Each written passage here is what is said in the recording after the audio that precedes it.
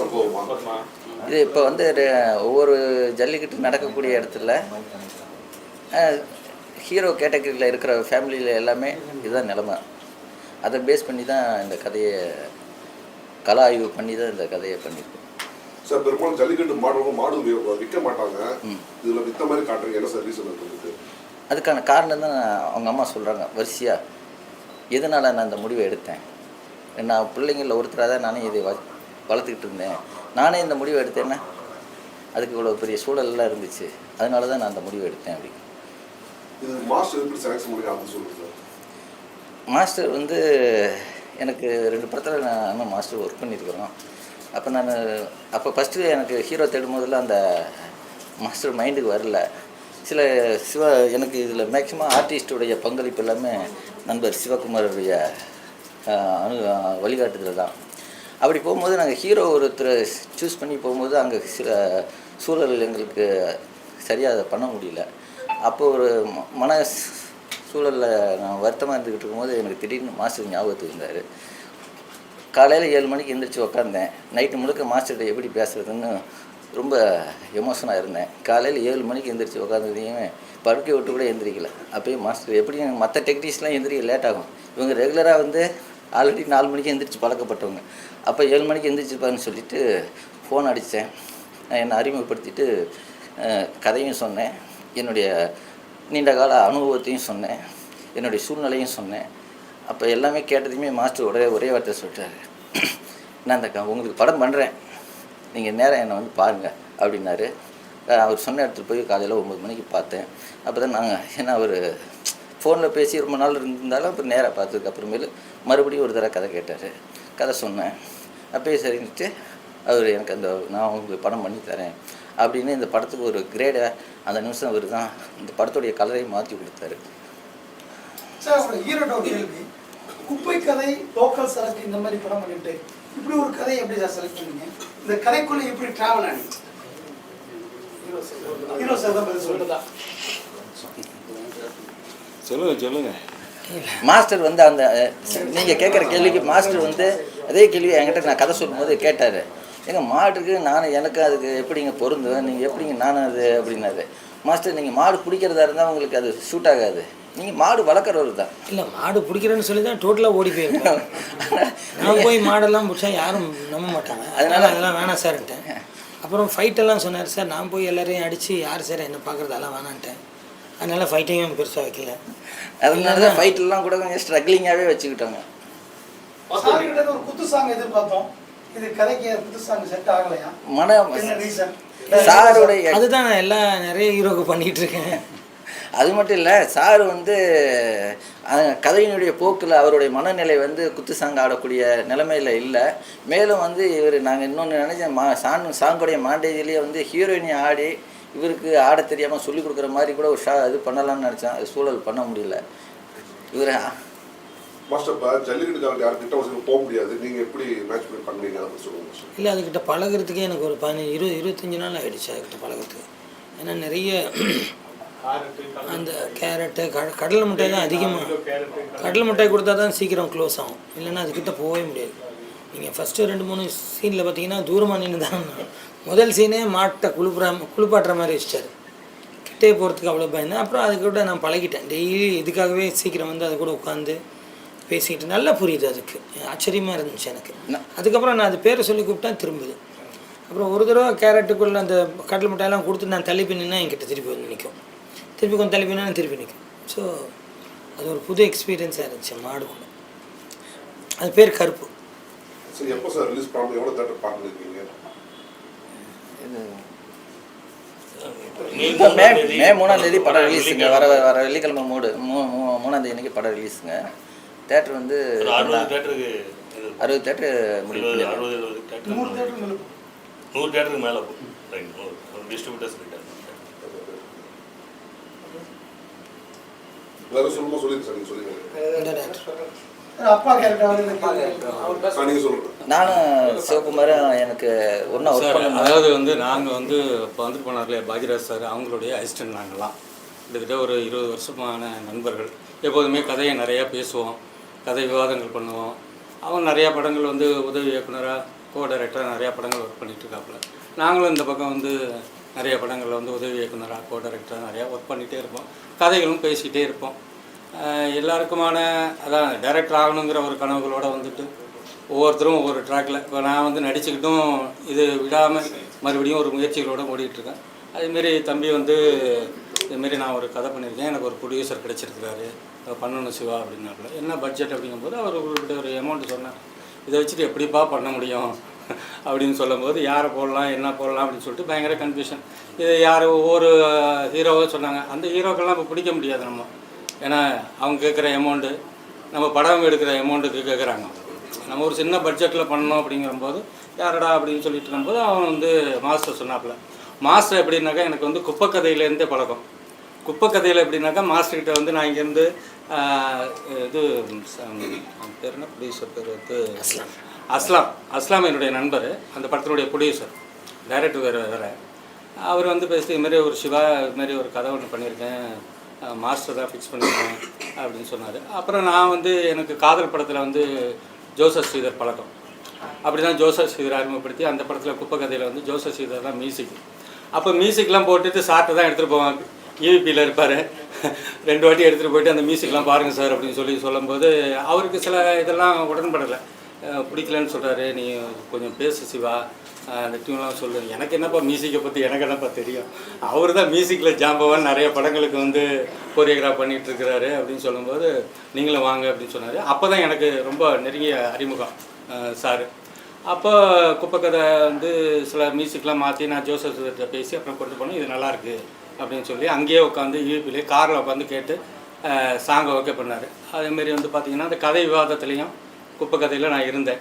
அதேமாரி வந்து அந்த பொண்ணு நடிச்சது இல்லையா குப்பை கதையில், அந்த பொண்ணு வந்து எப்படின்னாக்கா நான் ஒர்க் பண்ண படத்தில் நான் செலக்ட் பண்ண பொண்ணு, அது மனிஷா யாதவ்னு சொல்லிட்டு அந்த பொண்ணை தான் வந்து அந்த இதில் வந்து ஹீரோயினியாக போட்டாங்க. இப்படி நான் அதில் கொஞ்சம் ஒரு சின்ன ஹெல்ப் நண்பர் அப்படின்றதுனால அப்படி தான் எனக்கு பழக்கமானார். அதுக்கப்புறம் இப்போ நிறையா நாங்கள் வந்து இந்த லெஜண்டில் வந்து சார் நானெல்லாம் உக்ரைன் போயிட்டு அதில் ரொம்ப நெருங்கி பழகிட்டோம். அப்போ தான் தம்பி வந்து சொன்னாப்புல ஒரு கதை சொன்னாப்புல. இது என்னன்னாக்கா இது 1000 மதுரை பக்கம் அந்த ஏரியாவெலாம் பார்த்திங்கன்னா சவுத் சைட்லலாம் பார்த்திங்கனாக்கா ஜல்லிக்கட்டு அப்படின்னாலே காளை வளர்க்குறவங்க வந்து பெரிய வசதி படைத்தவங்களும் வளர்க்குறாங்க, அதே சமயத்தில் ஏழையும் வளர்க்குறாங்க. இது 1000 குடும்பங்கள் இருக்குது. இதுமாரி காளை வளர்க்குற குடும்பங்கள்லாம் ஆயிரக்கணக்கான குடும்பங்கள். எல்லாமே என்னென்னாக்கா தனக்கு வந்து அந்த குடும்பத்தில் ஒருத்தனாகவும் தன்னுடைய பிள்ளையாகவும் தன்னுடைய நண்பனாகவும் தான் நினச்சி அதை வளர்க்குறாங்க எல்லாருமே. ஏன்னா தனக்கு வந்து பசி சோறு இருக்கோ இல்லையோ அதுக்கு வந்து நல்லா செஞ்சுக்குவாங்க. அப்படிப்பட்ட ஒரு கதையினுடைய நாட்டு தான் இவர் சொன்னார். நல்லா இருக்கப்பா, கண்டென்ட் நல்லாயிருக்கு, நீ வந்து இதே ப்ரொசீட் பண்ணு சார்கிட்ட வந்து பேசுவோம் அப்படின்னு சொல்லி அப்புறம் சாரை வந்து அதையும் ஒரு ஷூட்டிங்கில் தான் போய் பார்த்து அங்கேயே ஒரு அட்வான்ஸை கொடுத்துட்டு ஒன்றும் இல்லை அவருக்கு கொஞ்சம் கதையெல்லாம் கொஞ்சம் இப்படி வேணும் அப்படி வேணும்னு சொன்னார். நீங்கள் ஒன்றும் இல்லை மாஸ்டர், உட்காந்து நாங்கள் வந்து பண்ணித்தரோம் அப்படின்னு சொல்லி அப்படி பண்ணி அப்படி தான் வந்து கமிட் ஆனது சார். அப்புறம் அதில் எனக்கு ஒரு சின்ன கேரக்டர். ஏன்னா அந்த எப்போதுமே வந்து பார்த்திங்கன்னா பெரிய ஆர்டிஸ்ட்டை போக முடியாதே, ஏன்னா சின்ன பட்ஜெட் படத்தில் பெரிய ஆர்டிஸ்ட் பண்ணாக்கா அவங்களுக்கு கொடுக்க வேண்டிய பேமெண்ட்டு ஒரு நண்பருன்ற ஒரு இதுக்காகவும் நம்ம அதில் இருக்கமே அப்படின்ற ஒரு இதுக்காகவும் நான் அதில் வந்து நடித்து கொடுத்தேன் நான். அதேமாதிரி பார்த்திங்கனாக்கா எல்லாத்தையும் போயிட்டு நம்மளும் பேசணும், எல்லாமே ஆர்டிஸ்ட் சொன்ன மாதிரி எல்லா ஆர்டிஸ்ட் தீபாமா தான் இதில் வந்து ரொம்ப பெரிய ப்ளஸ்ஸு. நீங்கள் படம் பார்த்துருப்பீங்க, அதனுடைய ஆக்டிங்லாம் பார்த்துருப்பீங்க. இது என்னென்னா ஒரு குறிப்பிட்ட ஒரு எளிமையான ஒரு படம், அது ஒரு சின்ன ரவுண்டுக்குள்ளே விளையாண்டுருக்காங்க, வந்து சின்ன ரவுண்டை போட்டு அதில் நின்று விளையாண்டுருக்காங்க, அவ்வளோதான், அப்படி தான் சொல்ல முடியும். மற்றபடி நீங்களும் படம் பார்த்துருப்பீங்க. இதுமாரி சின்ன படங்கள் வந்து நிறையா வரணும். வருமா தேட்டருக்குள்ளேயே ஆள் வரமாட்டாங்க, வர முடியாத ஒரு சூழ்நிலையில் இருக்காங்க. அதுக்கு பல காரணங்கள் சொல்லலாம். டிக்கெட் விலை ஏறி போச்சு, தேட்டருக்குள்ளே நிற்க மாட்டேங்குது படம், ஏன்னா அது டிஸ்ட்ரிபியூட்டர் இருக்கிறாரு, அவர் எத்தனை நாள் ஓடும் என்ன ஏது அப்படின்னா. என்னென்னா இதுமாரி சின்ன படங்களில் தான் நிறைய ஆர்டிஸ்ட்லாம் முன்னாடிலாம் உருவாகினாங்க. ஆனால் இப்போ அப்படி இல்லை. ஒரு படம் வாங்கினோடனே ஆர்டிஸ்ட்லாம் வந்து வேறு மாதிரி பேமெண்ட்டு, வேறு மாதிரியான ஒரு வாழ்க்கை, வேறு மாதிரியான ஒரு ரூட்டில் தான் எல்லாருமே போகிறாங்க. இது சின்ன படங்களுக்கெல்லாம் நீங்கள்லாம் வந்து ஆதரவு கொடுக்கணும் அப்படின்னு கேட்டுக்கிறேன். நீங்கள் கொண்டு போய் இதுமாரி சின்ன படங்களை கொண்டு போய் சேர்க்கணும். இது என்னென்னா ஒரு நம்மளுடைய பாரம்பரிய ஒரு விளையாட்டு, அதை மையப்படுத்தி ஒரு கதை எடுத்துருக்குறாங்க. இதுமாரி 1000 கதைகள் 1000 குடும்பங்களில் இருக்குது. இன்னமும் இதுமாரியான விஷயங்கள் இன்னும் நிறைய எடுத்து பண்ணலாம். அது வந்து மக்கள் கொடுக்குற ஆதரவும் நீங்கள் கொடுக்குற ஆதரவும் தான் இருக்குன்னு. இதில் வந்து மிகப்பெரிய ஒரு விஷயம் என்னென்னாக்கா நம்ம நீங்களாம் தெரியும் நினைப்பீங்க. அதாவது இருக்கிற எக்யூப்மெண்ட்டை வச்சு இப்படி ஒரு படத்தை கொடுத்தது வந்து இவருடைய பங்களிப்பு, மிகப்பெரிய பங்களிப்பு. உண்மையிலேயே சொல்லப்பட்ட நீங்கள் படம் பார்த்துருப்பீங்க. மிக எளிமையான ஒரு எக்யூப்மெண்ட்டை வச்சு இந்த பட்ஜெட்டுக்குள்ளே விளையாடுறதுன்றது மிகப்பெரிய ஒரு விஷயம். அவருக்கும் ஒரு ரவுண்டுக்குள்ளே தான் நீங்கள் விளையாடணும்னு சொல்லி தான் நின்று அவரும் வந்து ஒரு பாட்டுக்கு விளையாட விட்டுருக்கலாம். இல்லை இல்லை என்னன்னா கதையினுடைய போக்கு நீங்கள் எங்கே இதை வச்சிருக்கிறது அந்த குத்து பாட்டிலே அது உள்ள வந்து ஆட போறாருன்னு நினைச்சு ஆடியன்ஸ் அப்படிதான் பார்ப்பாங்க. இல்ல அவரு வந்து இல்ல அந்த மூடு வந்து மாடு தொலைச்சிட்டேங்கிற ஒரு ஃபீல் அவங்களுக்கு வந்து தான் சாப்பிடலாம். ஆடாதீங்க சார், அப்படியே வாங்க உட்காருங்க. மாடம் போய் தேடலாமே அவரே அங்க நல்ல அழகான பிள்ளைங்களாம் ஆடிக்கிட்டு இருக்கு. நானும் வந்தேன், கேட்டா இவர் வேணாம் நீங்க பார்த்துட்டு நடந்து போங்க. அவருக்கு 2 இது மாட ஒரு பக்கம் காணும். ஷார்ட் கேமரானா மாஸ்டர் வந்து சோகமாக இருந்தேன், அதுக்கு முன்னாடியே ஹேப்பியாக இருக்கலாம். பார்த்தீங்களா?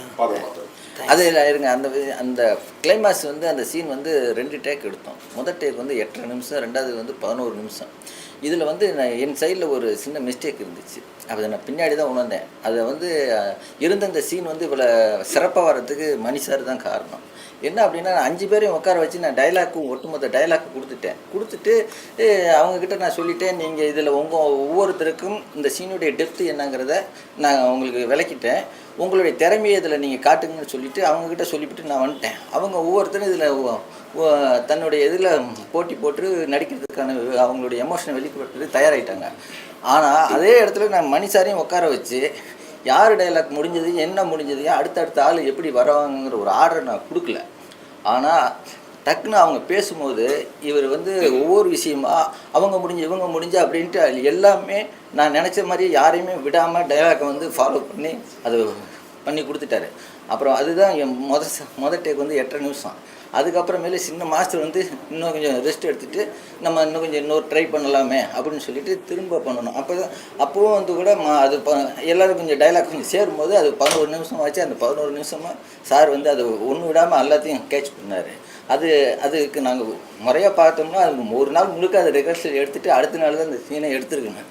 ஆனால் நாங்கள் எடுத்தது 12 மணிக்கு மேலே ஸ்டார்ட் பண்ணி ஒரு 4 மணிக்குள்ளே அந்த இதை முடிச்சிட்டோம். இதுக்கு அந்த சீன் அவ்வளோ சிறப்பாக வர்றதுக்கு காரணமே மணி சார் தான். சார் படங்கள் நிறைய மாடு காமிச்சிருந்தீங்க, அனுமதி சொல்லி என்ன சார் சொன்னாங்க, எப்படி சர்டிஃபிகேட் வாங்குனீங்க? நாங்கள் என்ன அந்த மாட்டை வந்து கதை மாடு லைஃப்பை பேக்ட்ராப்பாக எடுத்துக்கிட்டதுனால நாங்கள் வந்து எந்த மாடையும் வந்து துன்புறுத்தாமல் தான் ஒரு தேடுதல் அந்த பேக்ட்ராப்பாக தான் வச்சுக்கிட்டோம். எங்கேயுமே மாடை வந்து நாங்கள் துன்புறுத்தலை, அதனால் அதில் எங்களுக்கு ஒன்றும் சிரமம் இல்லை. பேர் சத்யதேவ் உதயசங்கர். நின்று விளையாடு படத்துக்கு ஃபுல் இசையமைச்சிருக்கேன். மாஸ்டர் கூட ஒர்க் பண்ணுறேன். இப்போது ஃபஸ்ட்டு படம் ரொம்ப ஒரு நல்ல எக்ஸ்பீரியன்ஸ். ஏன்னா ஒரு டவுன் சவுத்தோட ஃபுல் சவுண்டிங்கில் இருந்து எல்லாத்தையும் பார்த்து ஒர்க் பண்ணியிருக்கோம் ஃபுல்லாகவே.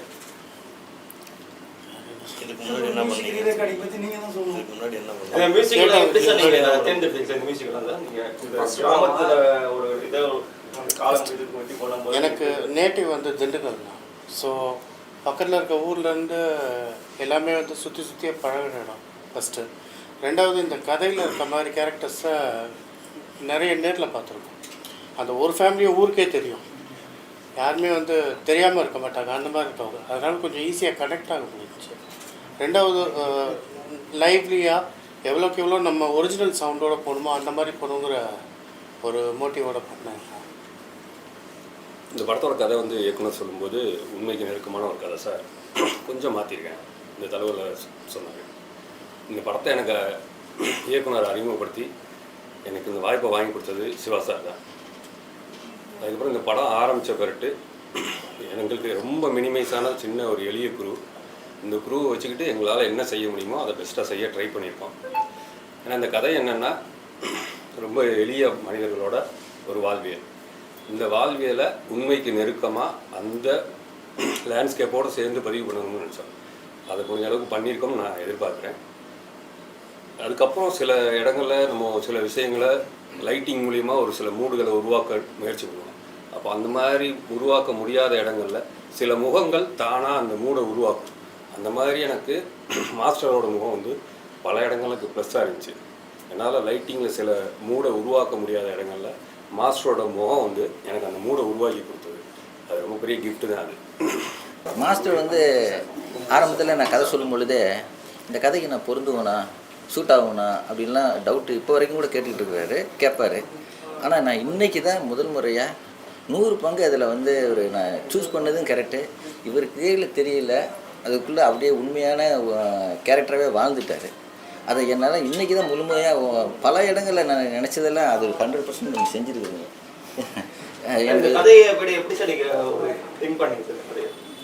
இந்த கதை வந்து எப்படி அப்படின்னா, நான் ரொம்ப ஃப்ரீயாக இருக்கும் போதெல்லாம் அந்த ஜல்லிக்கட்டை பார்த்துக்கிட்டே இருப்பேன். நம்ம சின்ன வயசுலேருந்தே ஒரு போஸ்டரில் மானோ இல்லை மாடோ குரங்கோ எதை போட்டாலுமே அந்த விரும்பி ஓடி போய் படம் பார்ப்போம். அது மாதிரி இந்த இதையும் நான் ரொம்ப விரும்பி பார்த்துக்கிட்டே இருக்கும்போது எனக்கு வந்து இது வரைக்கும் இந்த ஜல்லிக்கட்டை பேஸ் பண்ணி எவ்வளோ படம் வந்திருக்குது. இதில் யார் ஒருத்தருமே சொல்லாத ஒரு விஷயமா நம்ம இந்த மாடு பேக்ட்ராப்பை வைக்கணும், ஆனால் யாரும் சொல்லாத ஒரு விஷயத்த ஒரு சப்ஜெக்டாக எடுக்கணும் அப்படின்னு தேடி தான் இந்த பாயிண்டை வச்சு இந்த கதையை நான் உருவாக்கி பண்ணினேன். இந்த கதை நடக்கக்கூடிய காலம் வந்து அந்த ஊர் சைடு வந்து இந்த மாதிரி நான் கதைகள் நான் கிருங்காக்கோட்டைன்னு ஒரு ஊர். கிருங்காக்கோட்டையில் நாங்கள் இந்த சாங் பண்ணணும். நல்லாவே அந்த மாடு தான் அந்த கொஞ்சம் வெளிநாட்டில் இருப்பாங்க, இல்லை இந்த திருப்பூர் பெங்களூர் இருப்பாங்க, மற்றபடிலாம் அந்த மாடு தான் அந்த ஊரை பண்ணி தான் அந்த கதையை. ஆமாங்க அங்கே தான் வந்து அந்த மலையை கிளைமேக்ஸில் அந்த மலையை பேக்ரவுண்டு வச்சு தான் நீங்கள் அதை பண்ணியிருக்கீங்க. ஃபுல்லாக அந்த ஊரில் தான் சேரன் சார் ஊருங்க அது தான் சொன்னாங்க. அது சிவகார்த்திகேயன் ஊர் ஒரு கதையை தான் வந்து பேஸ் பண்ணியிருக்கீங்க. நீங்கள் அந்த ஊரில் இருக்கிறதுனால நீங்கள் அந்த மாதிரி பண்ணிடுறீங்களா இல்லை இங்கே இருக்கீங்களா? இல்லை எனக்கு வந்து அந்த இந்த ஜல்லிக்கட்டு வச்சு பேஸ் பண்ணி கதை பண்ணணும் அப்படின்னு வரும் பொழுது அந்த பாயிண்டை எடுத்தேன். அந்த பாயிண்டை எடுக்கும்போது இதுக்குரிய வாழ்வியல் எங்கே நடக்குதுன்னா சிவகங்கை டிஸ்ட்ரிக்டில் தான் தமிழ்நாட்டிலேயே அதிகமான ஜல்லிக்கட்டு நடக்கக்கூடிய இடம். அப்போ நான் அங்கே போய் பார்க்கும்போது வந்து வீட்டுக்கு ஒரு மாடு கம்பல்சரி இருக்குது. அப்புறம் அங்கே அடுத்து பார்த்தோம்னா அங்கே எல்லாருடைய மேக்ஸிமான பெரிய குடும்பங்களை தவிர மாடு வளர்க்குற பாதி பேருடையது நம்ம கதையில் நினச்சிருக்கிற கேரக்டராகவே இருக்கிறாங்க. இப்போ நான் அவங்களோட டிஸ்கஸ் பண்ணும்போது நிறைய பாயிண்ட்டுகள் கிடச்சிது. அதெல்லாம் பேஸ் பண்ணி தான் நம்ம இந்த கதையை இங்கேயே எடுப்போம் அப்படிங்கிற இடமும் அந்த இதை அங்கே எடுக்க வேண்டிய சூழல் வந்துச்சு. அப்புறம் நான் அதே மாதிரி சார் வந்து எனக்கு ரொம்ப நீண்ட கால நண்பர். எனக்கு நிறையா இடங்களில் எனக்கு வந்து சார் வந்து மறக்க முடியாத வாழ்வியலில் கொடுத்துருக்குறாரு. என்னை வந்து இன்றைக்கி இந்த இதில் நான் எவ்வளோ படம் ஒர்க் பண்ணியிருந்தாலும், எத்தனை கம்பெனியில் நான் கதை சொல்லி ஓகே பண்ணியிருந்தாலும் படம் பண்ண முடியாமல் போயிருக்குது. ஆனால் இன்றைக்கி அந்த வாய்ப்பு நிறைவேறிக்குதுன்னா சார் வந்து அவங்க எனக்கு ஒரு கொடுத்த மிகப்பெரிய சப்போர்ட்டு தான். அது எனக்கு எல்லா இடத்துலையும் நான் 2-3 விஷயத்தில் நான் அடுத்த ஒரு ஸ்டெப்பு போயிருக்கிறேன் அப்படின்னா சாருடைய பங்களிப்பு தான். என் லைஃப்பில் வந்து என்றைக்குமே நான் மறக்க முடியாது. ஏன்னா நான் என்ன இப்போ என்னுடைய தேவையை சொன்னனாலும் அதை நிறைவேற்றாமல் ஒரு மனசு சாந்தி அடையாது. அது மாதிரியான ஒரு கேரக்டரு. அது எனக்கு கடவுள் கொடுத்த மிகப்பெரிய அறிமுகம், பெரிய கிஃப்ட்டு. என் பேர் வந்து கீர்த்திவாசன். நான் சினிமா துறையில் தான் நான் வந்து அசிஸ்டன்ட் டேரக்டராக இருந்து பல முயற்சிகளில் இருந்தோம், படங்களும் எடுத்திருக்கேன். ஆனால் அதே நேரத்தில் இப்போ நான் வந்து எனக்கு இவர் 20 வருஷமாக நண்பர். இவருடைய திரைப்பயணத்தோடு நானும் சேர்ந்து பல இடங்களில் போயிட்டுருக்கோம். ஆனால் கடைசியில் அவர் வந்து என்னை ஒவ்வொரு தடவையும் பேசும்போது இங்கே போனால் அங்கே போனால் சொல்லிகிட்டே இருக்கும்போது தான், ஏன் எங்கெங்கேயோ போகிறீங்க, நீங்களே எனக்கு ஏதாவது ஒன்று பண்ணுங்க அப்படின்னும் போது சரி பண்ணுவோம் அப்படின்னு சொல்லிட்டு அவர் ஒரு லைன் சின்னதாக 2 தான் சொன்னார். அந்த 2 வரியும் வந்து வாழ்வியல், அந்த ஊரோட களம். நான் சென்னையிலே பிறந்தவன், எனக்கு தெரியாது. இருந்தாலும் ஜல்லிக்கட்டை வந்து மிகப்பெரிய ஒரு வெற்றியாக கொண்டாடினது சென்னையில் வந்து ஒரு மிகப்பெரிய போராட்டம் தான். அதிலிருந்து இது மேலே எங்களுக்கு ஒரு பிடிப்பு உண்டு. அதனால் இவர் சொன்ன கதை, அந்த வாழ்வியல், அந்த மனிதர்கள், அந்த இதை எல்லாமே அப்படியே கண் முன்னாடி கொண்டு வந்து நிறுத்தினார். அது எனக்கு பிடிச்சிருந்தது. நான் எதுவுமே பேசலை. நான் ஒரு திரைக்கதை வசனம், நான் குருமூர்த்தின்னு ஒரு படம் வந்தது, நட்டி பூனமதி, அதுக்கு நான் திரைக்கதை வசனம் பண்ணேன். இருந்தாலும் நான் எந்த விஷயத்துலையும் அவர் உள்ளே போகல. ஏன்னா என் நண்பர், அவர் முன்னுக்கு வரணும், அவர் பேர் வரணும், எல்லாமே கரெக்டாக இருக்கணும். அதுக்கான வாய்ப்புகள் அத்தனையும் நான் செஞ்சு கொடுத்துட்டு கூடவே இருந்தேன். மாஸ்டர் கூட பல தடவை நீங்கள் தள்ளியிருக்கீங்கன்னு, ஆமாம் நான் அப்படி இருந்தால் தான் பெஸ்ட்டுன்னேன். அந்த பெஸ்ட்டாக அவர் பண்ணியிருக்காரு. நீங்கள் தான் எங்களுக்கு ஆதரவு தரணும். இருக்கிற பத்திரிகையாளர்கள் உலகம், இருக்கிற நண்பர்கள், இவர்கள் ஒத்துழைப்பு ரொம்ப அதிகமாக இருந்தது. அதே மாதிரி பிச்சுமணி சார் கேமராமேன் மிக அழகாக வந்து எங்கள் எதிர்பார்ப்புகளை வந்து நிறைவேற்றி கொடுத்தாரு. மியூசிக் டைரக்டர் ஆரம்பத்தில் இருந்த குருமூர்த்தி படத்தில் அவர் என்னோட பணியாற்றினார். நான் அந்த படத்தில் ஒரு பாட்டு எழுதியிருக்கேன், கும்பு ஃபேண்டா டெடி பேரான ஒரு பாட்டு எழுதியிருக்கேன், லவ் சாங்ஸ். அது இவர் தான் மியூசிக் பண்ணார். அந்த படத்தில் நான் வசனகர்த்தாங்கலாம் அது நல்ல பழக்கம். அதனால் இந்த படத்தை ரெக்கமெண்ட் பண்ணேன். அதில் எந்த குறையும் எல்லாம் பண்ணியிருப்பான்றது உங்களுக்கு எல்லாருக்கும் தெரியும். அதனால் அந்த ஒரு சத்யதேவ் உதயசங்கருக்கு பெரிய வளர்ச்சி வரணுங்கிறதுல இவரும் சாரும் வந்து அதை ரொம்ப பங்கெடுத்து மெனக்கெட்டு நல்ல பாடலாசிரியர்களை போட்டு நல்ல பாடகர்களை போட்டு அழகாக எடுத்தார். அதே மாதிரி பிக்சரைசிங் பண்ணுறதுக்கு மாஸ்டர் தினேஷ் மாஸ்டர் சார் எங்களுக்கு மிகப்பெரிய இது. அவர் பேரை சொன்ன உடனே ரொம்ப மகிழ்ச்சியாக இருந்தது. அவர் சொன்ன அந்த வாழ்வியல் கதைக்கு சரியானவர்ன்றதை ஒரு நிமிடத்தில் நான் ஓகேன்னு சொன்னேன். ஒரு நாள் கூட மறுப்பு கூட பேர் சொன்னார். எப்படி அவர் காளை மாடை அடக்குவா அப்படின்லாம் கேள்வியே கேட்கல. சரியாக இருக்கும் அப்படின்னு நினச்சேன். அது சரியாக இருந்தது. அது நீங்களே படம் பார்த்துருப்பீங்க. எனக்கு கிடைச்ச ஒரு மிகப்பெரிய கிஃப்ட் என்னென்னா ஹீரோ சார். அதே மாதிரி படத்தில் நடித்த பங்களிப்பாளர் அத்தனை பேர் தீபா சங்கர் எடுத்துங்க, பசங்க சிவகுமார் ரொம்ப ரொம்ப நெருங்கிய நண்பர். இவர் மூலிமா எனக்கு ஒரு 20 வருஷமாக அவரும் தொடர்ந்து நண்பராக இருக்கார். அவர் ஒரு நல்ல நடிப்பை வெளிப்பட்டிருக்காரு. அதில் பண்ண அத்தனை கேரக்டரும் அந்த கதைக்கு தேவையான வாழ்வியல் சார்ந்து அத்தனை பேருமே அது பொருந்தி இருக்காங்கிறது தான் என்னோடய கருத்து. அது நீங்கள் பத்திரிகையாளர்கள் உங்களுக்கு தெரியாது ஒன்றும் இல்லை. நீங்கள் எங்களுக்கு ஒரு சிறப்பான ஒரு ஆதரவு கொடுத்து எங்களுக்கு வெற்றி அடைகிறதுக்கு எல்லா வழிகளையும் ஒத்துழைப்பு தருமாறு வேண்டி கேட்டுக்கிறேன். ஒரு 100 தேட்டர் வரையும் நாங்கள் எதிர்பார்த்துருக்கோம் சார். இதுவரையும் 60-70 கிட்ட பண்ணியிருக்காரு. எனக்கு மே 3 இந்த படம் மே 3, அதாவது நாளான்னைக்கு இந்த படம் ரிலீஸ் ஆகுது. எல்லோரும் தேட்டரில் வந்து பாருங்கள். தேங்க்யூ.